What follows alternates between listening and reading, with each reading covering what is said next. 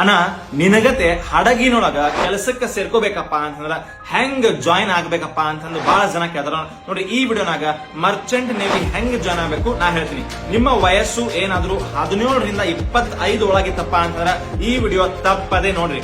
ನೀವ್ ಏನಾದ್ರು second PUC PCM ಏನಾದ್ರು 60% ಕಿಂತ ಜಾಸ್ತಿ ತಗೊಂಡ್ ಪಾಸ್ ಆಗಿದ್ರಪ್ಪ ಅಂತಂದ್ರ 10th ಒಳಗ ಇಂಗ್ಲಿಷು ಮತ್ತೆ ಸೆಕೆಂಡ್ PUC ಒಳಗ ಇಂಗ್ಲಿಷು 50% ತಗೊಂಡ್ ಪಾಸ್ ಆಗಿದ್ರಪ್ಪ ಅಂತ ನೋಡ್ರಿ, ನೀವು IMU ಮೇ ಒಳಗ ಎಕ್ಸಾಮ್ ಐತಿ, IMU CET ಅವ್ರದ್ದು. ಆ ಎಕ್ಸಾಮ್ ನ ನೀವು ಪಾಸ್ ಆಗ್ಬೇಕಾಗಿ ಬರುತ್ತಾ.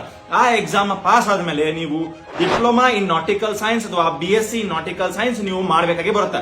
ಅದಕ್ಕೆ ನಿಮ್ಗೆ ಸ್ಕಾಲರ್ಶಿಪ್ ಹಾಗೂ ಸ್ಪಾನ್ಸರ್ ಎರಡೂ ಸಿಗ್ತಾರ. ನೋಡ್ರಿ, ಅಕಸ್ಮಾತ್ ನಿಮ್ಮ ಬ್ಯಾಕ್ ಗ್ರೌಂಡ್ ಏನಾದ್ರು ಆರ್ಟ್ಸ್ ಅಥವಾ ಕಾಮರ್ಸ್ ಇತ್ತಪ್ಪ ಅಂತ ನೋಡ್ರಿ, ನೀವು ಕೂಡ ಜಾಯ್ನ್ ಆಗ್ಬೋದು. ಅದು ಹೆಂಗಪ್ಪ ಅಂತ ನೋಡ್ರಿ, ನೀವು GP rating course 6 months course ನಾವು ಮಾಡ್ಲೇಬೇಕಾಗಿ ಬರುತ್ತೆ.